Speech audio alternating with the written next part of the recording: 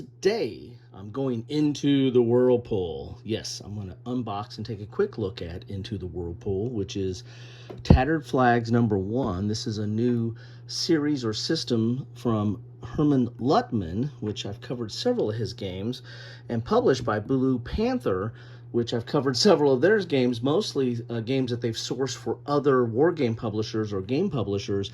I think this is part of their own series now. They're getting into their own games.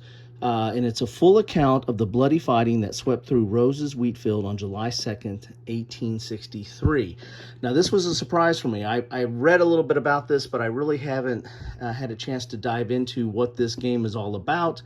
So this is going to be kind of a surprise for me, and it was a surprise that I got it because it showed up on my doorstep. So I don't know if I owe Mr. Luttman a thanks, who I've corresponded with, if I owe Steve from Blue Panther Games thanks, or I was looking at who was the development and graphics was Ryan Heilman, and I serve on the Charles S. Roberts with him and have had a lot of communication with him. So I don't know who to thank, so I'm going to thank all of them. I want to thank Herman, Ryan, and Steve. Thank you. If I'm missing somebody, well, put it in the comments down below that I owe you a thanks. And guess what? I'll do a secondary video just thanking you. So I don't know much about this, but the little I do know, I've kind of read a little bit on the back of the box. And this is interesting. So this is basically kind of a miniatures game in a box. Now, I've covered other games that are kind of really more miniatures based, but they're played on a board game. You know, for example, you know, the Heroes of Normandy and all its iterations is really, to me, more of a miniatures feel of a game on a board. So I'm interested to see what this is. So let's read the back here and see what it says about it here. Tattered Flags #1, Into the Whirlpool, is the first in a series of hybrid historical miniatures board game designs that simulate tactical American Civil War combat in a playable format. The game depicts in detail the series of engagements that occurred in and around the salient formed by Union General Dan Sickles' 3rd Corps as he was attacked by Confederate General James Longstreet 1st Corps at the Battle of Gettysburg on July 2nd, 1863. The game is primarily designed as a 2-player game, with one player taking the Union forces and the other the Confederate or rebel forces. However, more players are easily accommodated as commands or sectors for each side can be divided amongst multiple players. That's kind of something that's common in miniature play. Since many players do not have the time, funds, or eyesight to paint armies for miniature figurines, well, it's not only that, the skill for me and patience. How about that? Tattered Flags uses ready-to-play cardboard counters to substitute for such miniatures. The game also uses a detailed battlefield map in lieu of miniatures terrain models in order to provide the player with an accurate playing surface, complete with every significant terrain feature depicted on the map.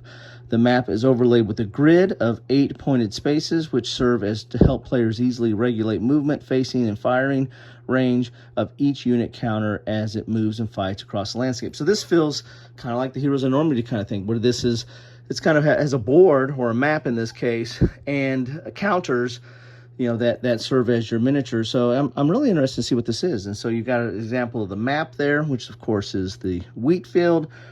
And then you have the counters, and there's cards in here as well. So 2+ players, 120 to 180 minutes, ages 14+. So yeah, I'm anxious to see what is in the box here. And again, many thanks to all the people that produced this, but got it to me to show it to you. Now, I know there's been some buzz on this. I've seen some on social media. But again, I've got a lot of other stuff that I've been looking at, so this is something that I haven't quite got a chance to get into yet. So again, thanks to Herman and Ryan and Steve, oh my, for whoever got this to me. So this is a thicker Blue Panther box. Again, I think, you know, they're doing their own games, but this is a little bit thicker offering because I think there's more in this box. So, oh man, right out of the box, I got to tell you, I like this. It's one of those kind of canvas maps that Blue Panther does for some of its publishers, and I like this. So we'll have to sprawl that out, but I just like the feel of that. And this is those 8-point stars to keep, you know, to move your miniatures, well, move your counters. See, look, I'm already calling it a miniatures game. All right, here's some of the counters, and again, it's going to be the very thick Blue Panther counters. I always like those. Some people, I don't know, some people might not. I like them. You really can't. They're kind of pre-rounded, and you really don't need to clip them. Of course, it might be hard to clip them because that might clog up a clipper. So there are some of the counters there, and they are double-sided, as we can see. See some more counters here. Oh yeah. So here we go. These are look like they're more like markers or administrative type counters, and again, those are double-sided as well. Get a good look at those. Ooh, and now here we go. Here's the bulk of the units here. Look at that. Man, there's a lot of information on that. Get a little close up there. So those are the Union, and here are the Confederate. Very nice. And of course, double-sided. We'll get into that in a little bit. Ooh, look at the die. Ooh, one of the little slip things came off. So it looks like we got 4 die, 10 dice, 10-sided, white and blue. We have some cards here.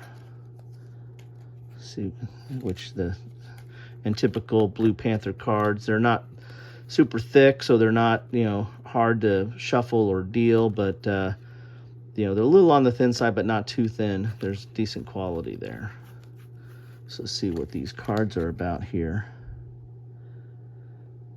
And it looks like that you might have Union, Confederate on the top, Union on the bottom, so maybe they're multi-use when you draw them to use for each side, maybe. Again, have not read up on this. Apologize in advance for that.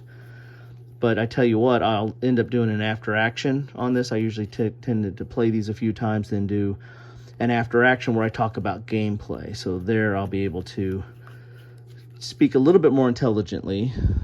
No comments on that, but might be able to do this. So here's a game turn track, a little bit thicker. It's not super thick, but not just paper. There's a game turn track, and then a terrain chart. Then we have the rule book. So this might be the standard rule book for the series, maybe. And then we're going to have a scenario book. And then, ooh, what do we got here? We got more stuff in here. Jiminy Christmas. This feels like Christmas. So what do we got here? Ooh. Ooh. Well, we'll have to look at that here in a second. So I've got more stuff here. Let's see what's all in the box before I get carried away. So it looks like these are the player aids. So you've got all your key charts here. And again, this at its heart is a miniatures game, but it looks very much like a good old war game to me. So you got all your fire, combat, bayonet, morale on there. Then we have sequence of play, brigade orders. So orders are going to be very key in this. Orders are very key in, you know, most war games, but especially during the Civil War. And in miniatures games, rules always tend to deal with orders in a very detailed manner as well. You got to change orders. So you have to roll for your change of orders, see how that works out. I always like games that do that. I did a whole segment called Order Up, where I talked about all the different way war games handle orders and replicating or simulating orders and commands. So you get 2 of those. Those look very nice. These are very thick, and there's first contact, scenario 1.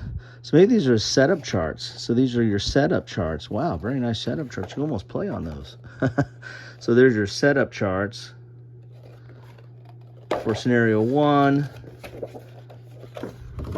scenario 2. Let's go out a little bit here. Scenario 3, scenario 4. I'll figure it out before the end that you flip them over. There's scenario 5, the bloody wheat field. And no, that's the last one. Okay, I figured it out at the end, and I can't take advantage of my flip. All right, so let's look at the rule book here, which typical Blue Panther rule book. It is in color, though, or at least has color in it with notes and examples. It is 36 pages, but that's the credits at the end here. So it looks like it's really 35 pages.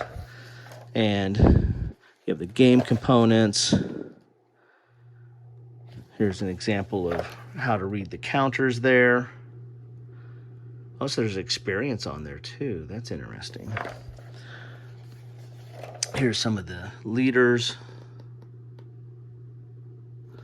Okay.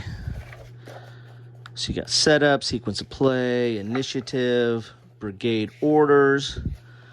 So you can assault, engage, defend, maneuver, regroup, and indecisive. I need my coffee. And I think there's actually counters on these too, maybe, so that you can use in the game set. Maybe I was wrong on that. Here's how you change orders, unit actions, movement. A lot of stuff on movement, fire combat.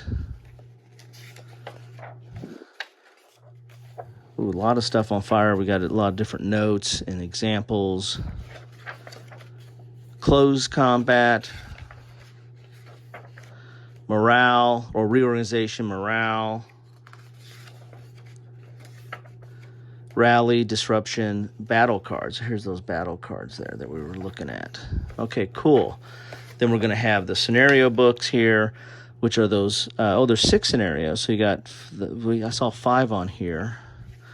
Let's push this up. This is upside down. These are all upside down. Let's put them. Now I get to flip, right? I get a different kind of flip.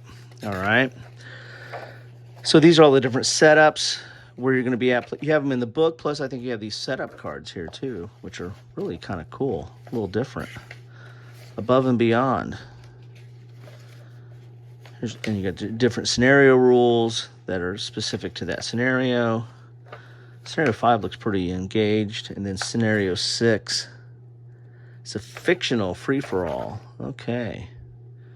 Very cool. All right. So that is what you get in the box of Into the Whirlpool. This looks like an interesting system. I wonder where, like Mr. Lutman has not, like it doesn't have enough stuff to cover, you think I missed something, didn't you? I'm going to get to it. I'm unburying all of it from all this stuff here.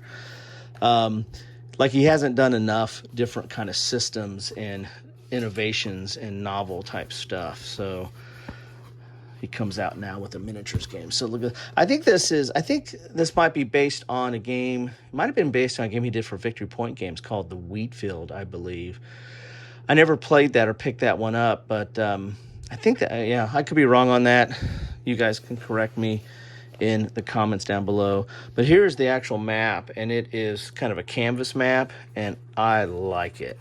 I like the feel of it. I just like the texture. And then you've got the points that you're going to be moving on there. You've got Rose's Wheatfield. You've got the Stony Hill.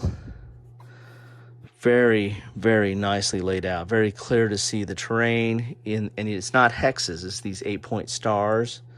You got the peach orchard right there. Very cool. You also have a grid around the side. So you have 1 to 16, and then you have A to U. So that's another way maybe to figure out where stuff, maybe for setup, or figure out where stuff's at. Oh, I like it. I like it a lot. I like it a lot. So that is Into the Whirlpool. Latest offering, latest, mad design from a madman. No, I'm just joking. That guy, I mean, he's quite prolific in his game designs, and I like him. So anyway, so this is Into the Whirlpool. different type of war game, getting into miniatures. So it's kind of a hybrid. I think it's an accurate description that I read on the back of the box of being a hybrid. So anyway, that's what I have for you today. Thank you so much for stopping by. Let me know what your comments on this, if you played this. If you have any interest in this, feel free to drop them in the comments down below. Let us all know what you think about it. And as I said, be looking for my after action report after I've got a chance to get this to the table a few times. Anyway, thank you all for stopping by, and thank you, Herman, Ryan, Steve, if I can use your first names, and Blue Panther. Thank you all for getting this to me. Take care.